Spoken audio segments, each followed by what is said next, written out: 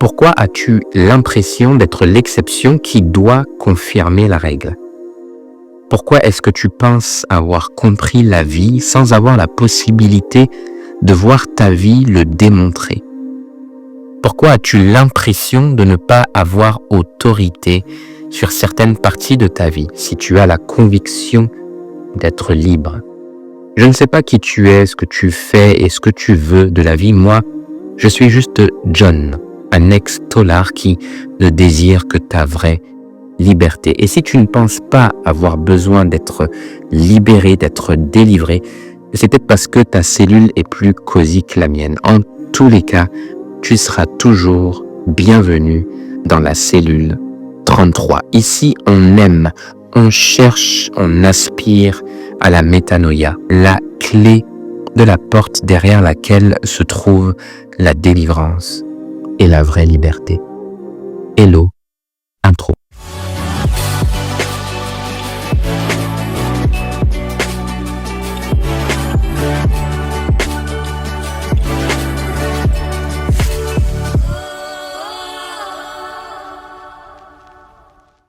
Si la métanoïa est la clé de toutes les cellules qui emprisonnent ton existence, c'est que ta perception, ta pensée dans sa fondation, ta vision seront les barreaux de chacune de ces cellules.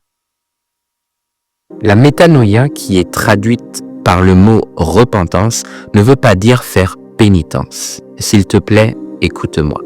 La repentance n'est pas la pénitence. La pénitence peut être le début de la repentance ou une conséquence de la repentance. Mais la vraie métanoïa, ce n'est pas demander pardon en se flagellant le dos, en versant des larmes parfois de crocodile, pour espérer toucher le cœur de Dieu. Ce que cherche vraiment Dieu, cher ami, c'est de nous donner d'expérimenter la métanoïa. Et donc, la délivrance et la vraie liberté, la vraie transformation. Vois-tu, si je touche vraiment la métanoïa, si je tiens cette clé entre mes mains, c'est que je suis en train de transcender ma manière de voir, de percevoir, de penser. Et parce qu'il ne s'agit pas de religion, Dieu n'a jamais été dans la religion, parce qu'il n'a jamais donné la religion aux hommes. La métanoïa concernera tout homme, toute femme et tout domaine d'existence de l'humanité avec son grand H. Donc, que tu sois athée, juif, bouddhiste, chrétien, musulman, agnostique, transhumaniste, tous les domaines de ta vie sont concernés par la métanoïa. Nous avons tous besoin de délivrance. Nous avons tous besoin de délivrance. Qui que nous sommes, nous avons tous été enfermés dans des cellules d'une manière ou d'une autre.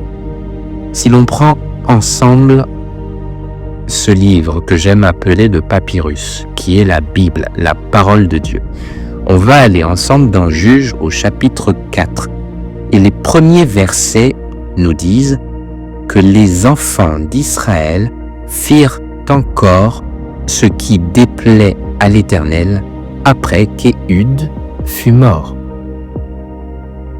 J'aurais pu me dire que le texte ne concerne que le peuple d'Israël. Sauf que, tu vois, Israël est le choix intentionnel et arbitraire de Dieu pour représenter l'humanité sauvée et libérée par Dieu et par grâce. Aucun de nous n'a mérité quoi que ce soit, ni le peuple juif, ni les autres nations, les autres cultures, les autres familles du monde. Aucun homme ne méritera jamais quoi que ce soit venant de Dieu. Jésus est l'accomplissement de cette promesse que Dieu a faite à Abraham, le patriarche d'Israël, dont la descendance est la vraie bénédiction pour les nations du monde entier. Il lui a dit « Toutes les nations seront bénies en toi ». toi, Abraham, qui as mis ta foi en moi, Dieu, qui t'ai demandé de me suivre, eh bien, je fais de toi le père de la foi. Attention, je ne fais pas de toi le père de la religion juive, de la religion chrétienne ou de la religion musulmane. Non, j'ai fait de toi le père de la foi. Parce que, vois-tu, tu as bien voulu métanoïa. Tu as bien voulu voir, Abraham. Tu as bien voulu percevoir, penser au-delà de tout ce qui a pu être ta fondation, ta pensée, avant que ma présence, ma personne et ma parole te soient révélées. Tu as bien voulu croire que, même si l'enfant que je t'ai promis a tardé à arriver, que j'étais fidèle pour tenir ma promesse et accomplir ma parole en te le donnant malgré ton âge avancé et l'impossibilité physique de ta femme de concevoir. Et qu'en plus de ça, tu as bien voulu voir, percevoir et croire au-delà que j'étais assez puissant en te le demandant en sacrifice pour le ressusciter. Moi, Dieu, je fais de toi, Abraham, le Père, l'exemple de délivrance et de liberté pour tout homme, femme, race, peuple qui voudront métanoïa et mettre leur foi en mon Fils Jésus comme tu as mis ta foi en moi. Je te délivre de ta cellule passée, de la cellule de la honte, de la cellule de ton nom, celle de la maison de ton père, celle de tes habitudes. Je te libère de la cellule de la religion et de l'idolâtrie, celle de l'anonymat et de la petitesse. Je te libère de la cellule de la stérilité. La métanoïa te concerne toi.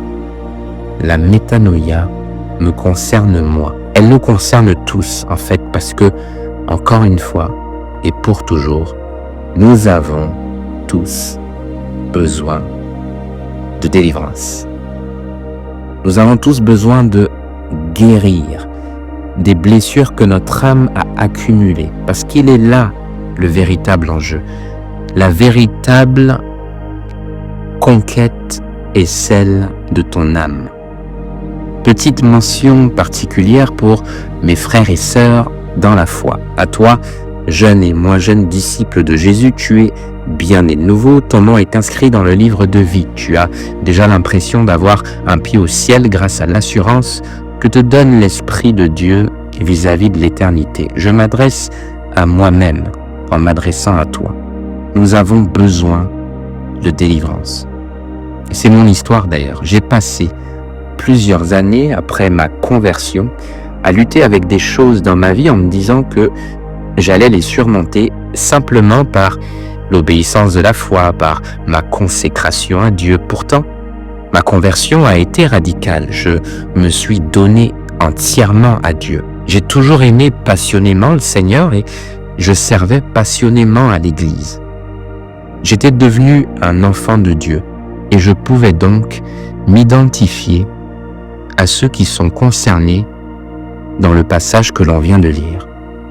Les enfants d'Israël, les enfants de la promesse. Toi et moi, nous sommes devenus les enfants d'Israël en répondant à l'appel de Jésus, le Fils de la promesse. Et quand tu regardes le texte que l'on a lu, ils ont été mis en cellules. Ils ont été vendus entre les mains de Jabin, roi de Canaan. Ce roi étranger qui les opprimait régnait à Hatzor, qui veut dire enclos. Et c'est pour ça qu'ils ont eu besoin d'un autre libérateur. Cette fois-ci, c'était Déborah.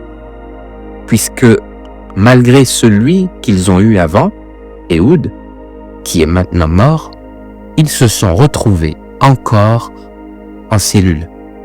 Parce qu'ils ont encore fait ce qui déplut à l'Éternel.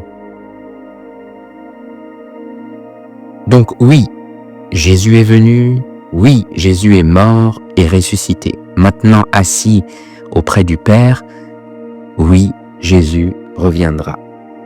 Il est celui qui est, qui était et qui vient. Et je le dis, nous avons besoin d'être délivrés, même si nous avons déjà été délivrés de quelque chose à la nouvelle naissance, et que nous aurons besoin d'être délivrés quand il reviendra et où nous reprendra. Mais si comme moi, il y a encore pas si longtemps que ça, tu ne vois pas ta prison, si tu es dans l'ignorance ou dans le déni vis-à-vis de tes chaînes, si tu t'es habitué à ta condition de prisonnier, si ta cellule est cosy, on ne t'y sortira pas de force.